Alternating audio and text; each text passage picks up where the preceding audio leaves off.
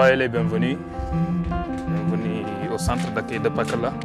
In February, tourists are scarce in Ndiao-Bambali. This small village in central Senegal is just one of the few hamlets in over 100 kilometers around which boasts of a real ecotourism camp. Là où vous avez vu les arbres qu'on est en train de semer les arbres ici, mais il n'est pas encore développé parce que c'est trop petit comme les manguiers. Lui, c'est l'adjoint du centre d'accueil. The organization employs about 10 people, of which 3 are working at full-time shifts. Its aim, exploiting and preserving Ndiao-Bambali's forests. In addition to some dishes cooked with the products resulting from the harvest and served in the restaurants of the center, guides organize hiking for the clientele.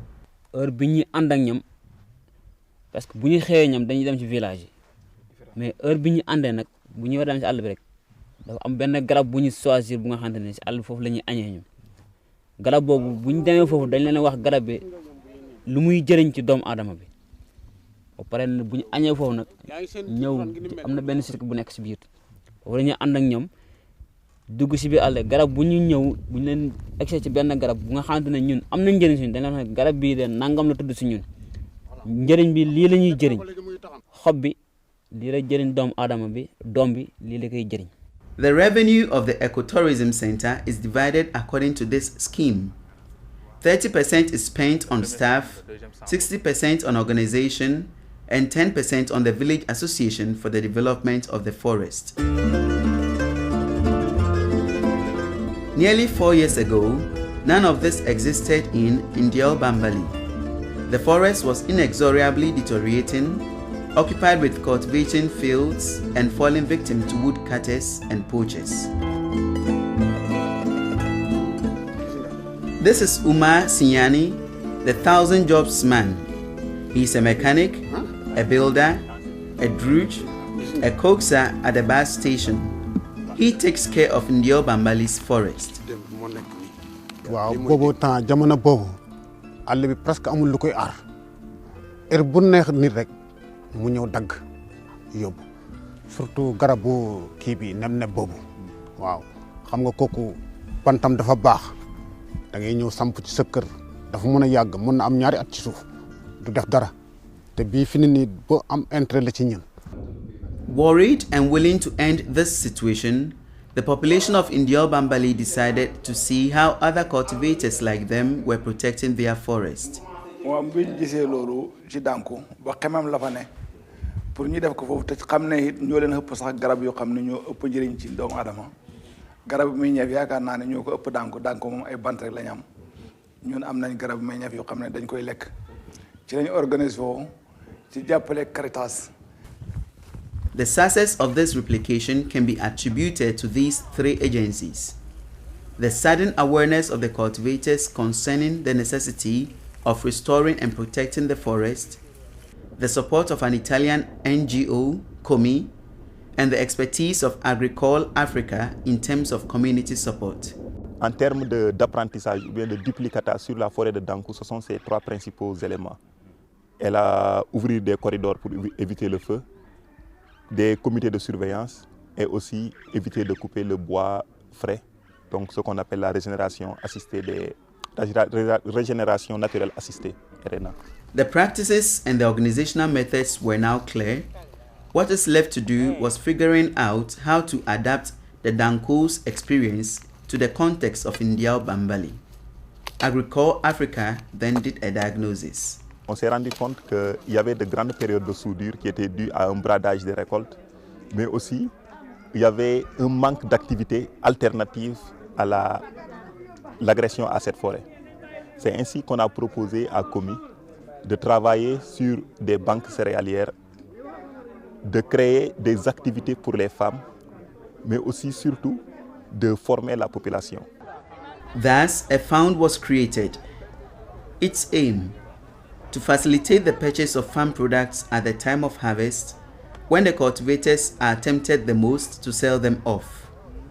The cereals kept at the same place are sold back at a social price at the moment of inactivity in May, June.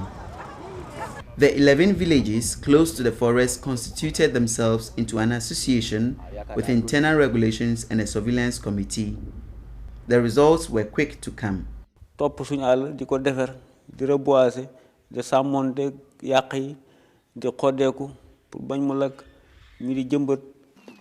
the individual scale, the eco-citizenship becomes apparent.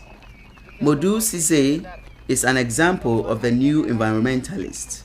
garab bi bu ma xamné bu nit ki ñëwé mën na ma tok ma wax ak mom ndi garab bi limay jëriñ ak limay jëriñ doom askan bi bu ma gisé ku jël ñaawtu di dag garab bi du ma neex.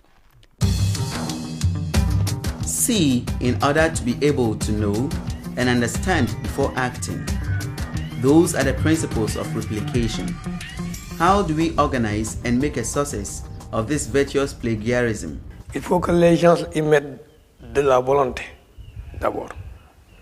Et ensuite, il faut qu'il y ait un dynamisme d'organisation, dans l'organisation. Il faut qu'il y ait la création de comités de gestion, parce que pour gérer une forêt, il faut créer des comités de gestion qui peuvent, à tour de rôle, contrôler à tout moment la forêt.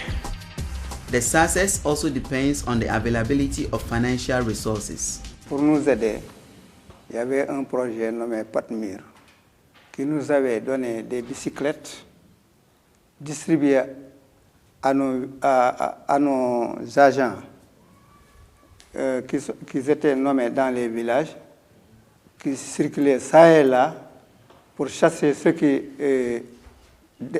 arrachent les arbres, ceux qui transportent les arbres morts qui ne sont pas du village d'Indiao, ou bien qui ne fait pas partie du jeu du bois bolon. Ça a été notre grand aide. leneen fi ma jaaxale rek xanaa suñu mënoon am ku ñu dimbal ci ay collecteur ko yenn barab bi def ko ba nga xam ne fañ koy def benn bunt. Mr. Seck from the Environmental and Development Institute based in Dakar is an expert concerning the creation of local regulations. His argument is completely opposed to that of the cultivator asking for help. In fact, Mr. Seck thinks that the lack of means is a means in itself. Parce qu'il ne faut pas payer les populations pour qu'ils mettent leur forêt en défense. Ça aussi, il faut l'éviter. To adapt to climate change also means accepting new ways of thinking and acting, a necessity usually not really understood by a lot of rural producers, development agents, or sometimes even politicians.